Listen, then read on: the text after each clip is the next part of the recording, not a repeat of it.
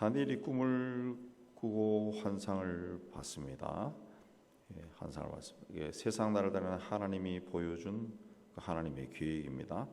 그 하늘에서 내 바람이 큰 바다로 불고, 그러니까 큰 파도가 일어나면서 내 짐승이 나왔다 그랬습니다. 천사가 해석하기를 이게 내 나라다 그랬습니다. 내 나라. 4절에 보면 첫째는 사자와 같은데 독수리 날개가 있더니 날개가 뽑혔고 사람처럼 두 발로 섰다. 사람의 마음을 받았다 그랬습니다. 이 첫째 짐승 사자는 그 느부갓네살 왕과 비슷합니다. 그래서 바벨론을 상징하고 5절에 보면은 둘째는 곰과 같다. 네. 입에 이사이에 새 갈빗대가 물렸고 많은 고기를 먹는다. 탐욕이 많은 메대 제국을 가리키고 6절에 표범이다. 6절은 표범이라고 했습니다. 이거는 페르시아 제국, 페르시아 제국. 그다음에 7, 8절에 나오는 이제 넷째 짐승은 이제 헬라 제국을 이야기합니다. 헬라가 아주 무섭고 놀랍고 강하고 이 강한 힘으로 세상을 정복해 버렸습니다. 알렉산더가. 그리고 그 알렉산더의 부하에 의해서 나라가 나눠지죠. 나눠졌는데 그 나눠진 나라 중에 7절에 10뿔이 나오고 8절에 다른 작은 뿔이 나오는데 그 10뿔은 이제 그 나눠진 나라들이 이제 시리아의 셀루코스 왕조에서 왕이 10명이 나왔고 그 중에 작은 뿔은 11번째 왕인 안티오코스 에피파네스를 가리킵니다. 그래서 앞에 세 짐승은 그냥 지나가고 가는데 넷째 짐승 중에서도 작은 뿔에 대해서 이제 7장에서 집중적으로 설명을 합니다. 이 뿔이 얼마나 무서운지 21절에 보면은 성도들과 싸워 이겼다 그렇습니다. 21절에 성도들과 더불어 싸웠다 그렇습니다. 또 25절에 보면은 말로 대적하며 지극히 높으신 이 성도를 괴롭게 하고 때와 법을 고치고자 한다. 이 지극히 높으신 자를 대적했다. 그러니까 이 하나님에 대해서 이 함부로 말을 했다.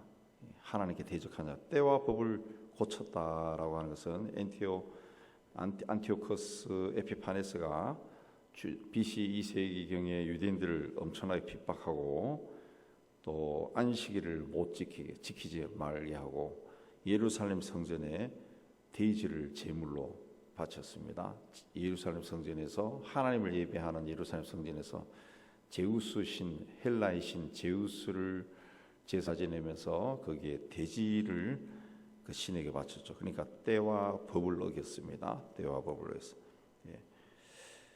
이 에피파네스가 한때, 두때, 반때 동안 핍박을 받는다. 세때 반, 한 때를 1년으로 치면은 3년 반 동안 고난을 당한다.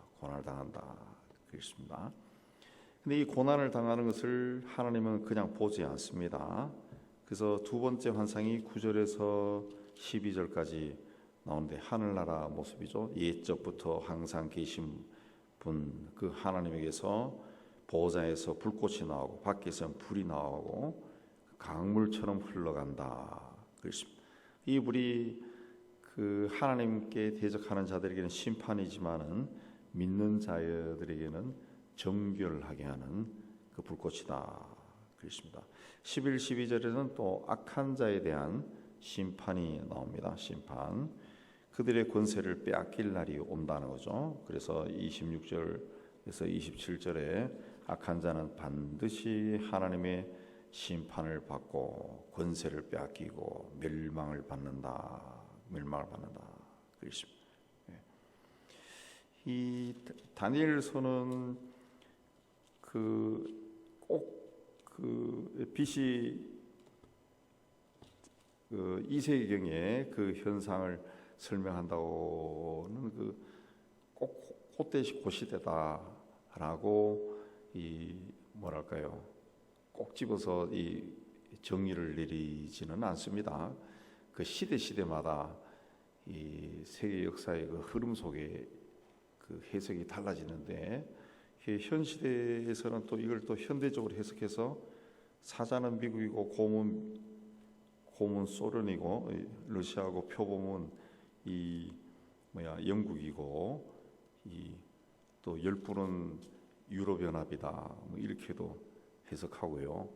그리고 높으신 이를 말로 대적하는 거 25절에 이거는 가톨릭의 교황이 하나님의 자리에 앉아 있고 때와 법을 고친다라고 하는 것은 이제 가톨릭 교리가 십계명을 막 고쳐버리잖아요.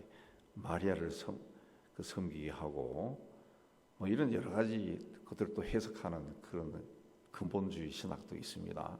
복잡하게. 어쨌든 이 말씀을 우리가 볼 때는 이게 뭘 의미한다.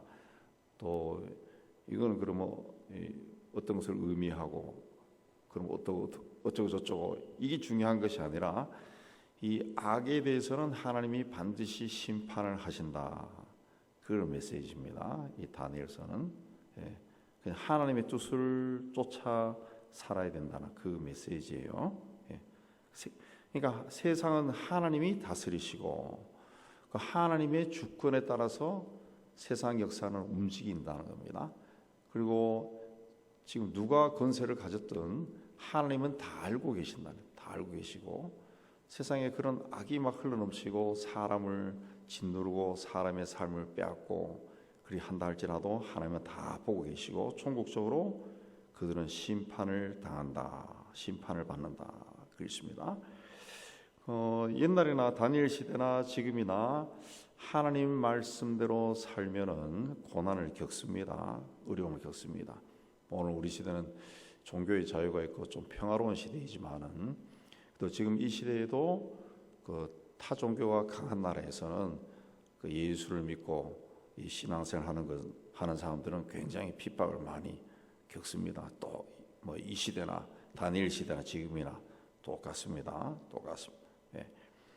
그런 세상 속에서 하나님의 백성으로 산다는 거 굉장히 어려운데 근데 그런 세상 속에 사는 사람들 봤을 때는 악하게 사는 사람들이 하나님께 대적하는 사람들이 오히려 잘 된다는 거죠. 잘 되는.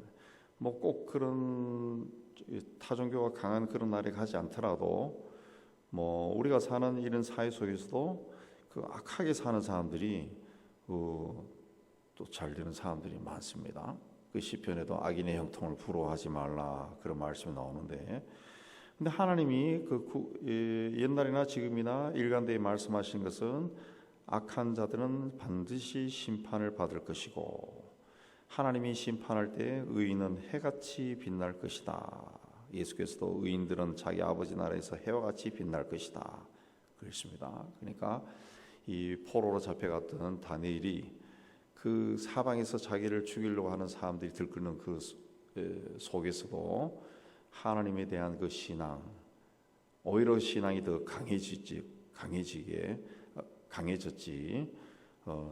신앙을 버리지 않았던 것처럼 어떤 시대를 할지라도 하나님 말씀대로 살기 위해 애쓰는 사람들은 하나님이 기억하신다는 거죠. 하나님이 기억하신다. 17, 18절에 보면은 내 짐승은 세상에 일어날 내왕이다. 내왕이다. 지극히 높으신 이의 성도들이 나라를 얻으리니 그 누림이 영원하고 영원하리라. 그랬습니다. 그 세상의 내왕은 다 지나간다는 거죠. 그러나 마지막 나라는 성도들이 영원히 누리는 하나님 나라다. 그 하나님 나라에서는 악한 자들의 권세를 휘두르는 것이 아니라 하나님의 통치를 받는 나라다. 하나님의 통치를 하는 나라다.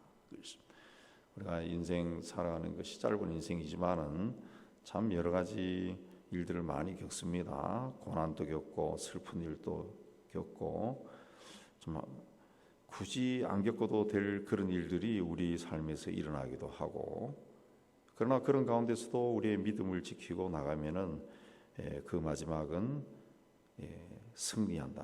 천국에서 해같이 빛나며 또 또 하나님이 주신 모든 것을 누리고 산다는 그 메시지입니다. 그러니까 우리의 삶이 어떠하다 할지라도 거기서 낙심하거나 좌절하지 말고 하나님의 나라는 영원하다. 종국적으로 내가 들어가 하나님과 함께 거할 나라는 영원한 복된 나라다라는 것을 믿음으로 고백하시고 하나님 앞에 오늘 또 열심을 내어 나아가는 여러분 되시기를 주의 이름으로 축복합니다.